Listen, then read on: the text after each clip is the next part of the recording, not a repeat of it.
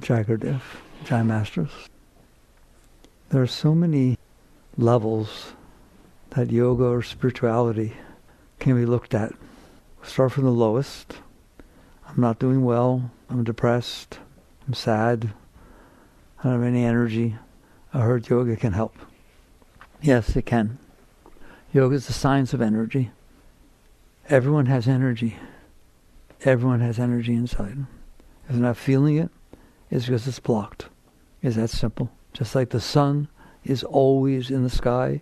It has been there for 4.5 billion years. It's out there shining. There's no day, there's no night, there's no winter, there's no fall, there's no summer.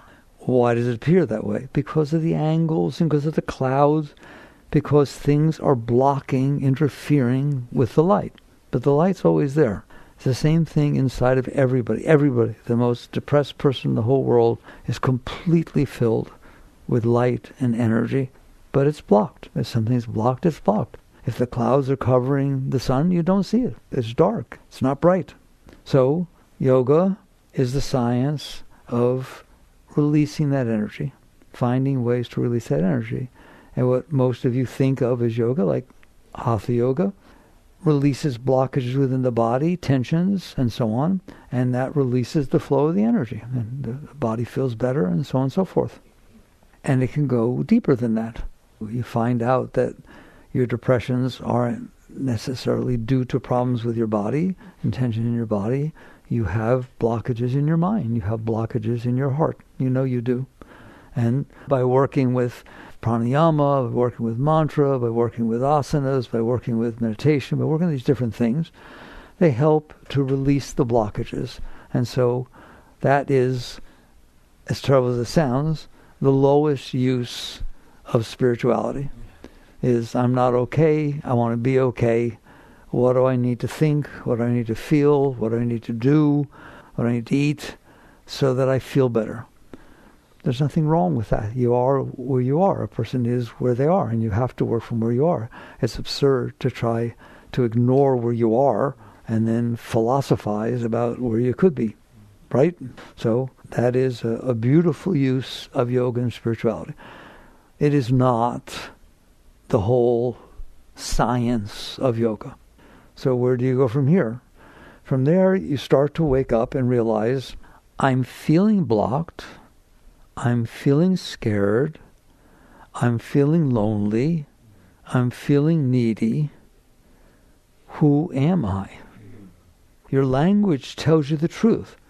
I am feeling this. There's an I, there's this act of feeling, and there's an object. Who's the subject? Who is this I who says, my mind is really bothering me lately. I can't do anything with it. I like the I who says, I can't meditate. I try and I can't meditate. My mind won't stop. And my body won't sit still. Believe it or not, the one who's saying that is what yoga's about. Not the fact that your body won't sit still, not the fact that your mind won't stop, not the fact that your heart hurts you. Believe it or not, someday you'll understand that is irrelevant. Those are objects. I am looking at a car. I'm not the car. The car can be broken, the car can be beautiful, the car can be old, the car can be new. It has nothing to do with me, does it? Your heart can hurt, your heart can feel wonderful. Your mind can be bothering you, your mind can be filled with joy. Same as looking at a car. There's a you in there, isn't there, who's noticing that the mind is bothering you. There's a you in there that's noticing that your heart burst open for not your husband. Shh, you're in trouble, you in there, all right? These are just objects of consciousness. You are the awareness, the one who sees the consciousness, and then there's an object of consciousness. There's a light. It shines on something. What it shines on has nothing to do with the light, does it? Ever, never. Shine the light on something for 1,000 years. Just shine right on it. Then move it. The light's the same. The light did not change one iota, did it? That is the same as your consciousness. Your consciousness is aware of what it's aware of. It has nothing to do with it. It has absolutely nothing to do with it. You have nothing to do with your thoughts. You have nothing to do with your emotions. You have nothing to do with your body. I don't like to do this because you don't like it. Hold your hand. Don't do it. Hold your hand up. You see your hand? It's gone. Do you see that it's gone? Is it the same you who saw it, who sees that it's not there? You did not change one iota. But there's pain. Well, there wasn't pain. Who's feeling the pain? The same you in there that didn't feel the pain a moment ago and that won't feel the pain later. You do not change. That's why they call it the light of consciousness. It is exactly like a light. A light has a source. It shines out. It emanates from that source, doesn't it? And then it falls on objects. It doesn't matter what object it falls on.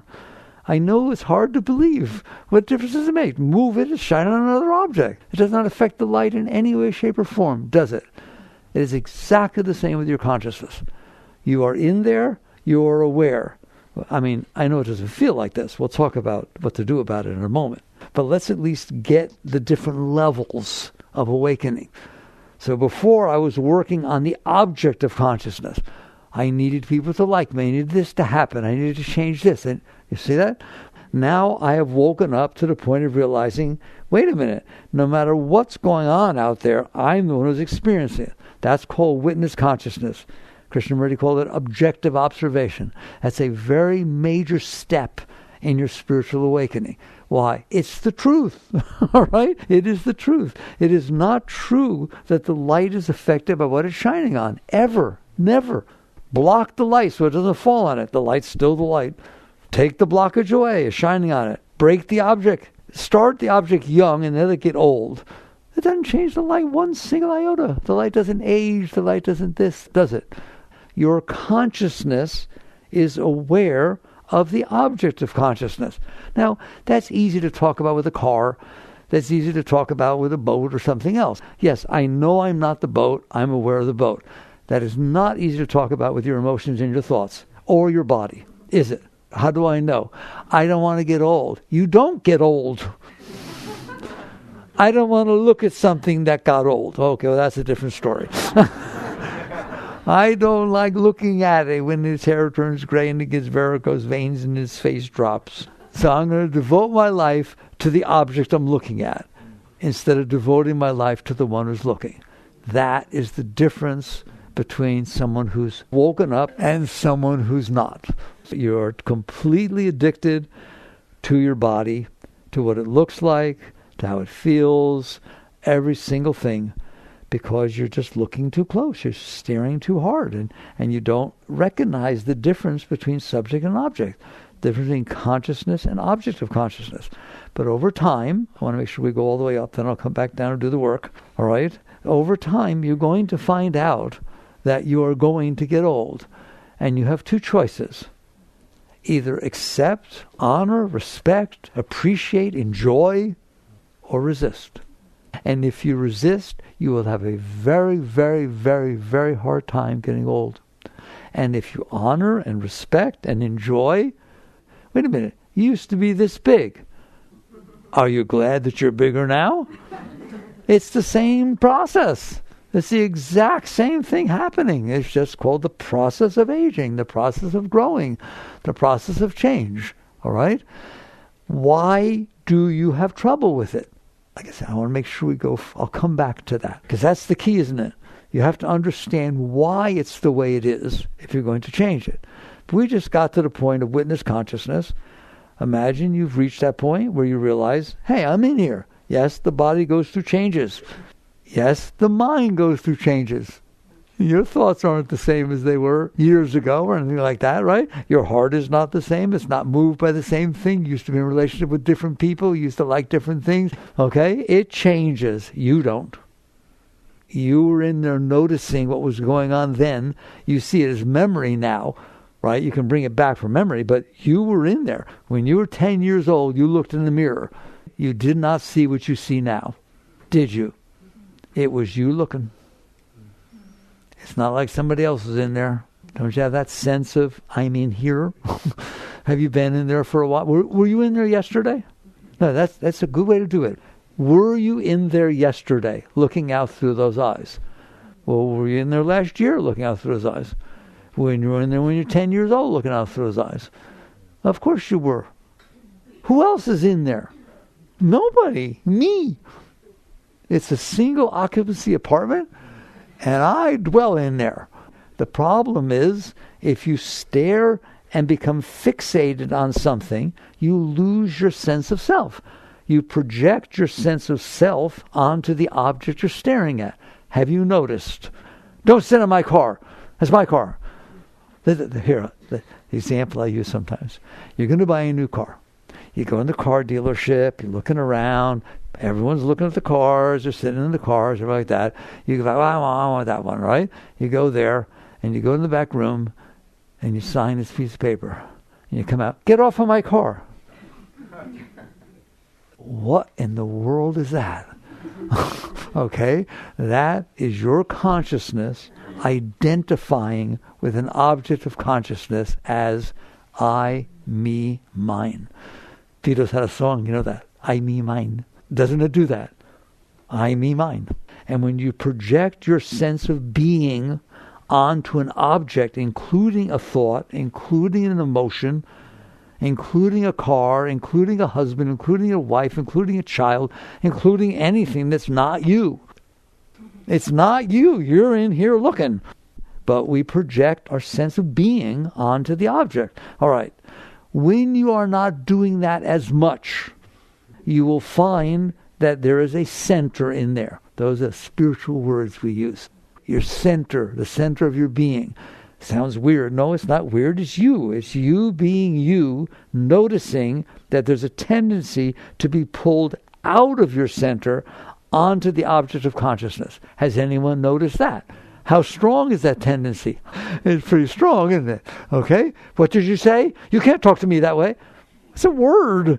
What if they said it in French or Spanish or Italian and you don't speak the language? Oh, that was pretty. All right? But we'll talk. Well, I'm coming back down. I want to go up first. Then I'll come back down as to why it's this way and what to do about it. But it is this way, isn't it? Okay? It's like you can maintain your center until something strong enough happens that the noise down there pulls you into it. And then you come back. Oh my God, I'm so sorry. I'm sorry, I didn't mean to say that. Oh, but you did say it, didn't you? Why did you say it? Why did you say it if you didn't mean it? Have you, all right, now I'm going to treat you as adults, spiritual adults. Have you ever been in a situation that you knew was sensitive? You knew you had stuff going in this area with that person, but you wanted to stay centered, meditated an hour before, got yourself together, and vowed, I am not going to mention that. It's too sensitive. We're not ready. I want to have a nice interaction this time. And you walk in there, and your third word is that. Yes or no? Ever? Come on. All right? It just sucks you right in. Okay? And then you step out, and one or two things happen. I've been at this for a long time. One or two things happen when you step out. Okay? You start to go back to where you were before you went in there, right? And either you go, oh, or I was right to say that. Isn't that fun? Isn't it fun being in there? Not so much, is it? Okay? All right. So now we're struggling, if you will, to maintain our center. What if you got to the point that you breathed, you did your thing, and you walked in there, and 16 times it came up in your mind, and you bit your lip. And in fact, you said the opposite. God, I really love when you talk to me that way. It's really good. No, seriously, it really helped me a great deal. Thank you so much. Whoa. You could do that, couldn't you? Right? So now you maintained a center. What happens then? That's different than asanas. That's different than reading the Bible or the Gita. All right? You did something inside yourself that made a real change. You maintained your center. And you get to a point where it's so nice maintaining your center, and I'm going to use a word I don't usually use. You don't take on karma. I don't want to get into karma. People talk about karma like a punishment, like something you did something wrong. It's not. It's basically you attract to yourself in accordance to your actions. That's how you learn. If you go in 5th grade and you miss things on a math test, guess which ones the teacher wants to talk to you about? The ones you got right? What's the purpose of that? Go get a tennis coach. Guess which stroke they want to work with you on? The one you're really good at? That's karma. How's that? It's a gift. It's not a punishment. You are being taught what you need to learn exactly because you attracted it to yourself based upon your actions. That is what needed to come back so that you could learn. Isn't that nicer? So basically, and there's no bad karma. There's just things you put out there that you need some good lessons. Good lessons, all right? You need some serious lessons in this area, all right? All right. So basically, that's what's going to happen if you act. What if you learn not to? What if you learn, that's crazy. It's just a moment in time passing by. You know how you get there? I can handle this. Say that with me. I can handle this. That's how you get there. Not, I can manipulate this so it doesn't bother me. Not, I can make sure this doesn't happen or this does happen. I can handle this. Why? Because I said so. Because it's something going on inside of me. And if it comes up and it's hard and it starts to pull me in, I've learned to not get pulled in. I've learned to relax. I've learned to let go. Like I said, I want to go up first, then we'll come back and do the work. All right? Because we're not up yet. Being centered is, you want to go the rest of the way? Might as well. All right? So now you're able to handle the unfolding of life as it passes through you. Why? Because you want to. But what if it's not just? No such thing. There's just life. But there was a hurricane. It's life. But she said, it's life. If she said it, there was a reason she said it. If you studied her whole past and what her mommy did and what Freud said and everything, you'd understand that's why she said what she said. It had nothing to do with you. It had to do with her. You get wise. You get deep. Every single thing that happens because of everything that made it happen. Every single thing. Down to the nano, all the way up to the galaxies. Every single thing that ever was, is because of all that caused it to be that way, including psychology, including everything. It has nothing to do with you. I mean, something, you're like 0.0000001 factor of what caused the person to be that way. All right? It's not you. It's the interaction of the whole. And you become wise, and you catch on. And you realize, I would like to stay seated in the seat of self. I would like to stay seated in the center. And yes, there is a human underneath me. Just like you ride a horse. There's a horse under you, isn't there? Like a wild stallion. All right? And basically, yes, I can work with it. I understand it has its nature. It has its nature. It gets upset. It feels in love. It does this. It does all kinds of things based upon its past. I see it. I understand it. But I'm not it. And I'm able to be comfortable sitting in here as life unfolds and the different stuff unfolds. Okay, now what? I'm telling you what's going to happen.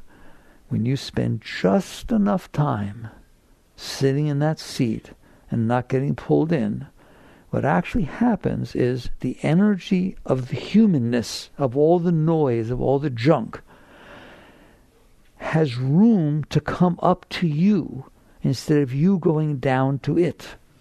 Normally you're pulled down to it. It's almost like, yes, the horse will go wild until you learn to ride it. Okay? And so now you're in here and the different changes take place. You don't suppress them. You don't ever suppress. Suppression just keeps the energy down there and screws it up. You sit there and look at the energy and say, come on up. Come on up. Come on up. Somebody wants to ask Ramakrishna, fully enlightened, great being, does an enlightened being ever feel anger? He said, yes. Shocked me. He said, but it's like riding on water. Whoop, gone. Show me riding on water. You can't. It leaves no impression, does it? It just passes right through. So there was a reason, for whatever reason, that this came up, and it came up and it passed right through. It actually feeds you. You can actually, and I don't want to say you can, because I don't want you doing it. I want you getting out of the way so it happens by itself. You can have a situation where somebody says something and you start to feel insulted, and you back up and let go, and you feel ecstasy. Just shoots up inside of you. It transmutes the energy from having to stay down there where it's caught pouncing off of everything in your subconscious and your conscious, right? And it has room, and that energy will always go up. Mayog Shakti, the saint that gave us the Durga statue, beautiful lady. She was sannyas. She didn't talk about her past. Very, very, very beautiful high lady. Very, very high. But we were very close. She once turned to me, she said, "Mickey," I said, "Yes, mother." She says, "Don't you just love when they yell at you? There's so much energy." Wow, how would you like to be there? We understand that. So what happens is, when you're able to stay within the center, within the seat of consciousness, and not fight and not struggle, just, okay, here it comes, it's raining, it's windy, it's sunny, it's hot, she yelled at me, she didn't say hello when I said hello, okay? And you're able to feel the bump and relax, and the energy comes up. So what happens when you spend enough time, I've always noticed God will not give you 100%. Maybe 70, 75, and next thing you're on to your next journey. Why waste for 100%? You did good. 65, good. All right? It turns out a C is good. And you will start to feel all this energy. When? Always. You just start to feel all this energy. Why? Because that's what's back there. Remember I said the sun is always shining? What you've done is manage to let go of the clouds. You manage not hold on to the clouds. And all of a sudden, it's not that the sun came up to you. You are the sun. And you start feeling what yoga calls Shakti. You start feeling waves of love, of joy, of energy, of upliftment, of beauty going on inside of you for no reason, all the time. And you start noticing, well, there is a reason. I didn't stop it. I didn't go down to yell at you because you didn't wear what I wanted you to wear, or because you didn't do this or did do this. And you start voting for the higher part of your being. And eventually it will be beautiful enough in there to where you won't go down. That's all. And if you start to go down, you let go. People ask me, what does letting go mean? That's what letting go means. Letting go means, I don't need to go down there anymore. Ram Dass said it beautifully once. He said, I'm standing on a bridge watching the river flow by. Every once in a while, the spray from the rapids come up and touch me. And I look down there and say, I used to live in there. Do you hear me? That's true of every single one of you. You do not have to live in there. Like I said, we'll come back and tell you how not to. But basically, understand that. I don't care where you are, who you are. I don't care what ever happened to you. I don't care what you ever did. Doesn't make any difference. You are the sun that for 4.5 billion years has been shining unaltered, but you're busy staring at what you're shining on. That's how close you are to getting out of here. So now the joy, the love, the Shakti, you used to think you got it from out here, but you realize now you are it. That's who you are. That's your nature. Your nature is ecstasy. Your nature is joy. So that sounds high. No. We're not high yet. I figured let's have a nice talk for once in your life, right? That's nice. Okay. You don't want to get caught there. So what happens then is the pull downward is not strong enough to keep your attention. Yukteswar told Yogananda once, an ignored guest quickly leaves. That is the highest way to let go of yourself. Not fix it. I mean, we'll talk about it, but not fix it and do this and get the relationship right and all that kind of stuff. Now I'm okay. Tomorrow I'm not. I wasn't yesterday, but I am now. That's not good enough, is it? That is not good enough. I love you. That's not good enough. So now you have the joy, you're feeling this love, the pull downward is not strong enough for you to even ever consider going back down. So if something comes up, you just let it go. You ignore it. You just ignore it. Somebody can be talking to you. You don't have to listen. You don't have to push it away. I don't have to shut you up. Shut up. I don't like what you're saying. I just, okay, talk. Go on. I'll go about my business. That's what it's like with your lower self. You raise it up. You raise it up. You welcome it up. All of it comes up. What happens is the energy changes direction. And I'm just telling you the truth. You don't do this. It happens to you. Instead of the pull always being downward, and yet you manage to struggle and keep it up or let go or transmute it, all of a sudden you got far enough back, there starts to be this pull upward. You don't do it. In the end, it's happening to you, not by you. The energy starts to go up. Why? Because it's not being pulled down, and its natural state is up. And you start feeling this constant pull from behind. You didn't think it was there before, because you're always busy looking down, either looking down to go down or looking down to not go down, trying to stay up.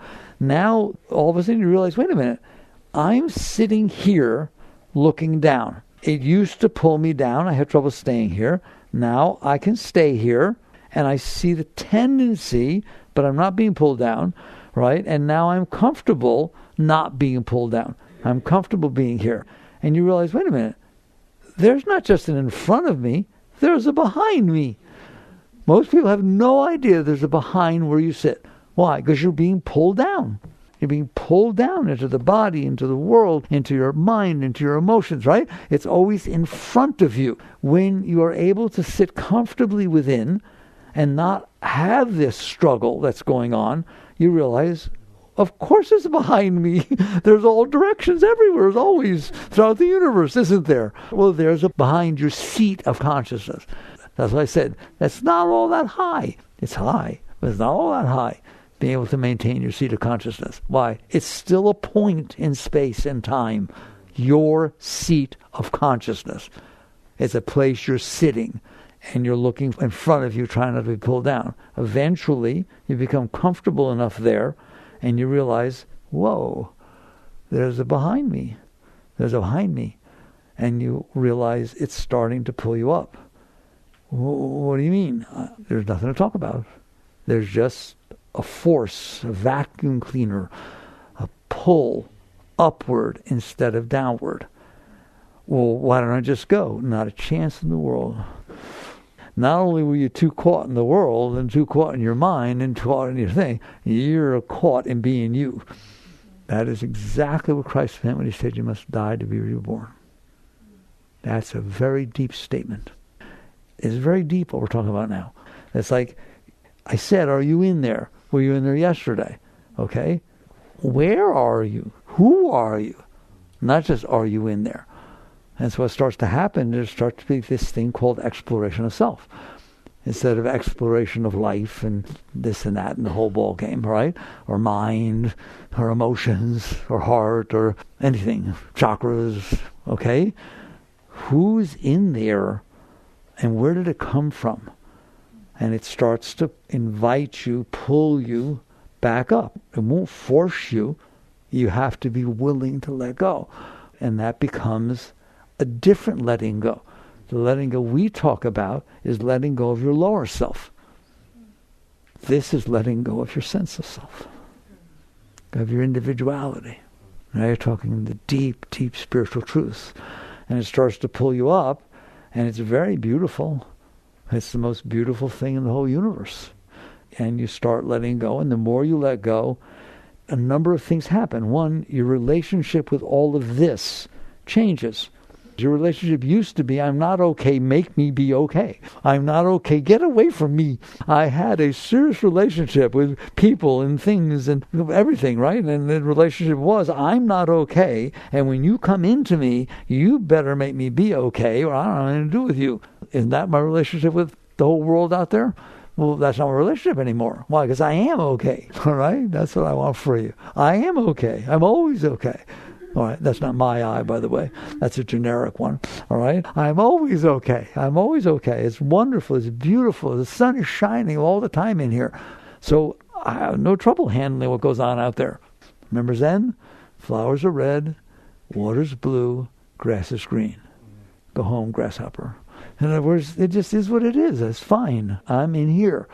And so your relationship with out there changes completely. I said I'd come back to this. We'll just do a little bit now, right? Changes completely. You do not have a relationship with the world. It's there. You're in here. But your relationship has changed completely. Your relationship is not about you being okay. And you must admit it is now, isn't it? What do I want to do? What do I want to become? What does everyone else need to be? Who should I marry? What should I have? Should I have children? Shouldn't I have children? Should I go to Europe now? Or should I have a gap year? None of that. If you're okay, you don't have to try to be okay. If you're okay, you don't have to worry about not being okay. That's what it gave you. That's what your seat of center gave you, being okay. And so what happens is, this relationship with the world out there, in a sense, has nothing to do with you. The world is unfolding, you're fine, and it unfolds in front of you. Of course you're going to interact with it. The light does shine on the object. It doesn't not shine on the object when it realizes, oh, I'm the light, not the object. I still shine on the object, but I'm not busy making the object be the way I want to look like. And now you're into the Tao. Now you're into the really deep teachings, which is life is unfolding. You have nothing going. But that doesn't mean you don't interact with it. It calls on you to interact with it. Every single molecule and atom in creation has a reason for being. All the galaxies, everything, all balance each other, everything. And you're just one of those things. There's nothing personal. Nothing personal. If something unfolds in front of you, you serve it. That's what it becomes like. But you don't think you're serving. Anyone says, I serve. Well, you're not there. There is no I like that. There is no reason to serve. There's no reason to give. There's no reason to take. If there's no reason to take, giving happens. If you have tremendous abundance and somebody wants a parcel, a morsel of it, you don't feel like you gave anything. Everything is just happening by itself. It is all unfolding. That's where the great ones went. That's where they were. That's where a great one lives. You can't see it. We're still nowheres. Why? Because there's still this sense of individuality. This sense of separateness. If you're running around being a guru, if you're running around being a great being, running around helping everybody, you're still there. If you're competing at all with somebody, if you like seeing that you did well and people like you and you got a big following, you got a big church, and somebody talked to Yogananda. Yogananda was a very high being. He could have attracted anything he wanted. He said, don't talk to me about a mega church. I don't want a big following. Give me a handful of sincere devotees sitting under a tree.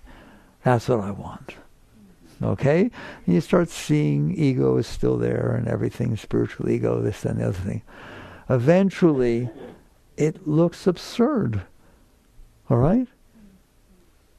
I teach you all the time, maybe it's just the way I look at it. At some point, you're sitting on a tiny planet. Please humor me once more. 1.3 million Earths fit inside the sun. And you care what is happening at the tiny spot on that little planet where you're standing every moment. It's all that matters to you. That's hilarious. That's called ego. That's me focusing on me. Isn't it funny if you look at it that way? Okay, 1.3 million Earths fit inside the sun. I know the mind can't handle it. There are 300 billion stars in your galaxy. Your sun is one of them. It's just nothing sitting there nowheres. If it went away, a couple of planets would change their orbit. Nothing else would make any difference. So basically, you get to the point where it's wonderful to be nobody. And then from around outside, where do you go to? Becoming nobody. It's wonderful to be nobody. I don't want to be nobody if I'm depressed being nobody. But if I'm in ecstasy and I'm nobody, I don't have to do anything or owe anybody anything or put on the show and make sure everything goes the way it's supposed to. Wow, that'd be kind of nice, wouldn't it? All right? And then you get to be fine and you get to serve. That's serve. When you don't need anything, you naturally serve. There's no reason not to. You do not think you're serving. That whole thing about service. No, a great being does not think they're serving. Mother Teresa did not think she was serving the lepers. She couldn't wait to go there. She loved them to pieces. You understand that? Oh, I'm serving. I'm renouncing my life for the lepers. No, there is no I like that. There's just a being who's fine interacting with reality. Okay, that's not high either. We're not high yet. Eventually, the pull becomes so strong that you can't resist. It's so strong that you start to melt back into it. It's hard, but you start to melt back into it. And where the great ones went, and that is what yoga means, union. They melted. Meher Baba said as follows, my consciousness was like a drop of water. It fell into the ocean. Find it. Take a moment, find that drop. You will never find it again. That's what the word merger means. The source of your consciousness is consciousness. All right? In the 60s you say universal consciousness. I don't like the word at all. The ray of light that falls on this earth has a source. The sun. Every ray has the same source. Doesn't it? It's all coming off the same light. There's only one consciousness in the universe. It's staring at your thoughts, your body, your world through your eyes.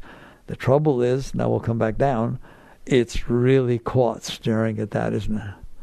And literally, like people say, I want to go to God. No.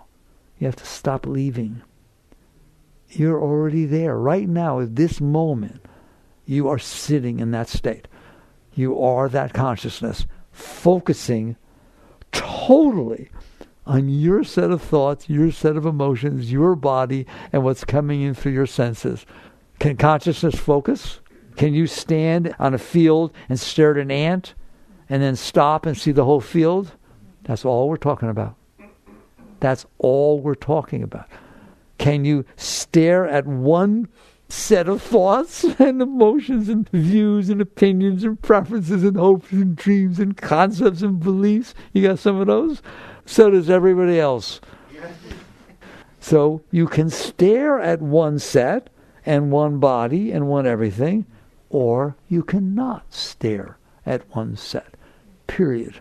And that's all enlightenment is you stop staring at yourself. And all of a sudden, this sense of boom. Yogananda said, there's a chapter in autobiography called My Experience in Cosmic Consciousness. The first time he entered that state, he felt that he was expanding at the speed of light in all directions across the universe. Every galaxy was in his body. That was his body. The whole thing. That's who you are. That's who you are. Everything. The one, the whole, the complete, God. Call it whatever you want. Those are the great mantras in India. Aham Brahmasmi. Said it with me. Aham Brahmasmi. I am Brahma. Shivoham. Shivoham. I am Shiva. Hamsa. I am He. In other words, that's who you are. Staring at that. Is that amazing? You are all galaxies. Everything. There's pictures that Hubble took and then James Webb took of the deep space with thousands of galaxies. Every single star in that picture is a galaxy. That picture was taken through a part of the sky that is as small as if you look through a straw 6 feet long. And that's that, and that's everywhere, and that's you. That is who you are. Oh my God. Oh my God. Right? Now, what did Christ mean? My Father and I are one. He was there. They're there, the great ones. You are no different. He said that. That which I am, as I sit by the throne of my Father, so you sit by my throne. It's a state of consciousness. As I sit by the throne of my Father, so you shall sit by my throne. And these things which I do, you should do these and even greater things. But what good is that, to know that? It's just another thing for mind to play around with. I've had people tell me, I thought I was doing well, but now I'm really depressed because I'm not enlightened. No, don't do that. All right? So now, what is the path from here to there? From being fixated on yourself to being the self, to emerging back. You don't have to become anything. You're not becoming something. You're not making something of yourself. There was a great Buddhist teacher who said, the path is never about getting anything. It's always about losing everything. You see it? And so basically, what does one do once they understand? Well, you work your way back. You start from where I am. Why am I caught in being me? You are caught in being you, aren't you? Really caught. You are more addicted to being you than a heroin addict is addicted to heroin. So what does one do? You start from where you are. What does that mean? It means there are things that you cannot handle. And some of them are really small. Like the driver in front of you. He didn't use his blinker. He didn't use his blinker. Give me a break. It's the law. You're supposed to be in the right lane if you're going slower. Come on, I got to go somewhere. You're driving 10 miles an hour below the speed limit. Is that just me or anybody else do that? All right, there's a start. As stupid and silly as that seems, that's keeping you from God. Why? Because you're busy taking your consciousness, focusing it on a tiny little spot on this planet, and saying, I can't handle this. Well, then you probably won't handle someone dying. You probably won't handle someone saying they don't like you. And there's bigger stuff than that car. If you can't handle that it's raining out and you have to get out of the car in the rain, or that it's windy and your hair is going to get messed up, or that you went out to lunch and you dropped some ketchup on your pants or your skirt and you have to go to work. I mean, these are earth-shattering things, are they not? Your mind gives you trouble about them. You feel insecure about them. You feel uncomfortable about them. You feel tense about them. That's where your work is. You do all the asanas you want. You do all the meditation you want. If you can't do this, you're not going anywhere. I mean, you can go somewhere, but you're going to come back. Aren't you? This is the work. The work is to sit there and say, I don't have to be like that. I can handle that. I can handle some of these things. All right? How? It bothers me. It bothers me that somebody drives so slow and I'm in a rush. Okay, fine. Can we work with that? It's just like learning the piano. When you first sit down, you can't play Mozart or Beethoven. What do? You do the scales. If you practice your scales, will you get better? It doesn't mean you'll be a concert pianist, but you will get better, will you not? If you practice a sport, will you get better? Will you get better if you practice? This is exactly the same. This is the sport of self-realization. If you practice, you will get better. Don't worry, get frustrated or this kind of thing. Just work with yourself. Now, next time you're driving behind the car that's driving 10 miles below the speed limit and putting their brakes on and off and driving erratically like that, go, okay, time to go to God. Time to practice. Not get upset about it. Notice that you started to get upset and sit there, no, it's not going to help to get upset. That's so funny. The cost-benefit analysis is 100% cost, 0 benefit. What kind of business person does that? Don't tell me spirituality is not rational. It's irrational to do what you're doing. All it does is get you weird. So work with yourself. Now I said, I'll come back down. This is where the rubber hits the road. What do you mean work with yourself? Breathe. Breathe. Can you breathe evenly while the person's driving the way you don't want them to drive? Can they ram on their brakes, turn with no blinker, and you not have a word to say about it for the rest of the day? Not tell everybody, not complain. What is the purpose of doing that? You're addicted to this behavior. Change it. You change it. Don't make them change it. You change it. Be glad that they're the way they are. A coach who's teaching you tennis does not hit the ball where you're good at hitting it. They hit the ball where you're not good. Well, God's a coach. And so basically, you just relax through it. If you need to do mantra while it's happening. You know what a good mantra is? A very good Western mantra is, I can handle this, I can handle this, I can handle this. That's a wonderful mantra. Can you drive behind that car and say, I can handle this, and smile, and start to enjoy the fun of learning to use life to liberate you? Because that's what it's here for. Earth is a place that souls are sent to evolve. Do it. Evolve. Right there. And you start doing it, and you're going to find out that you can, and that it's fun, and that all of a sudden you had fun getting caught in traffic, or stopping for a train. Become like a little kid, count the cars. 1, 2, 3, 4. He said, you live in there. That's your house. How many of you live in a pig pen? I'm sorry if you do. I'm really picking on you. But I mean, literally, piece of crust all over the place and dirt and roaches. You don't live like that. You reasonably keep the house clean. That's your house. That's where you live, isn't it? Don't you live in there? Clean it up. How? By relaxing through the experiences that life presents you, that you find you used to bother yourself about it, and now you don't. That's again the line in the new book that Oprah picked out. The moment in front of you is not bothering you. You're bothering yourself about the moment in front of you. How can a moment bother you? It's just a moment on this planet in the middle of nowhere, spinning around. It's been here for 4.5 billion years. You can't handle one moment. And so you start to relax. Ultimately, what I have found is relax and release. It starts to come up. You start to get tense. Relax. Relax. Like judo. They fall past you. Martial arts teach you that. Just relax. Relax. Let it go. And you're going to find out you can do it. You can find you can do it. You know what's going to happen? Then something a little bigger is going to happen. Somebody's not going to say hello that you kind of wanted to talk to and you don't know why. And you look at it.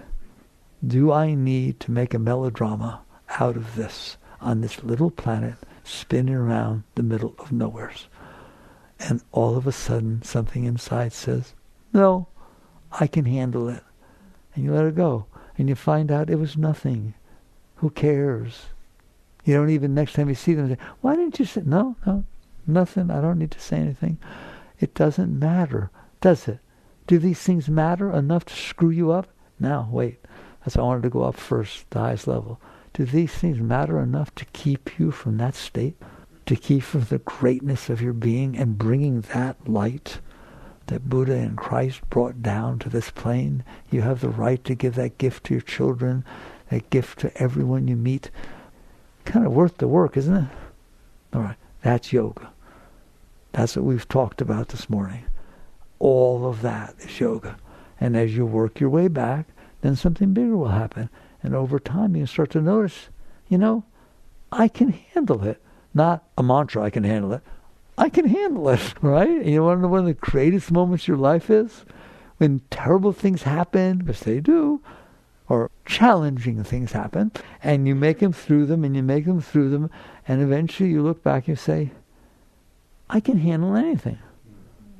If I want to, if I don't resist, I can handle anything. It'll unfold, it'll do what it does, it'll handle anything. And so basically you use your life, the whole of your life, every moment, to keep letting go. You just keep letting go, keep letting go. First you let go, then you see if there's something you're supposed to be doing. First you let go. People always ask me, how do you actually do this? That's the answer. First you let go of your reaction. First you let go of your stuff. Then you look to see, is there something I'm supposed to be doing to serve the moment? That's the highest life you can live, isn't it? You're not living for yourself. You haven't renounced yourself. There's no renunciation. There's just letting go of this noise. Is there noise in there? Answer me. Is there noise in there?